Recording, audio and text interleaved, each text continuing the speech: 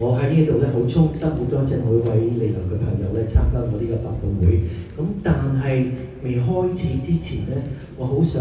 亦都好希望你哋可以同我一齊默哀1分鐘，for啲大埔嘅死難者嘅，好唔好啊？我哋開始。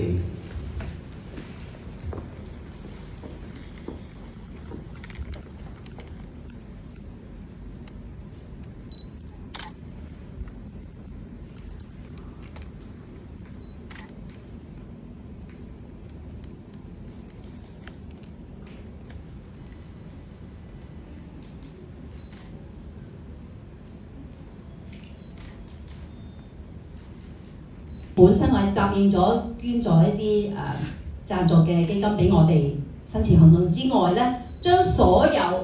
次將所有嘅門票嘅收入係唔扣除任何成本，係全數會捐去俾呢個大埔火災嘅所有受惠嘅，即係可以有機會受惠嘅災民嘅。前線嘅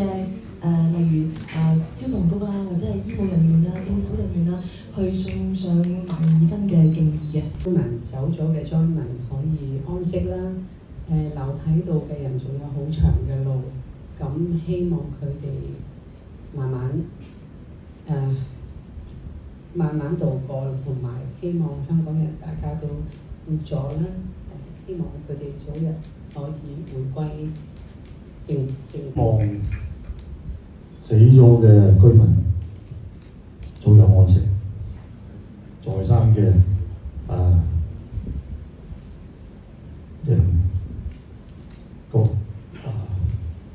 大家繼續振作，前路好長，要堅持我哋嘅生活啦，去面對將來啦。我想喺度咧同宏福苑嘅所有災民講，你哋唔會孤單，因為我哋香港每一個香港人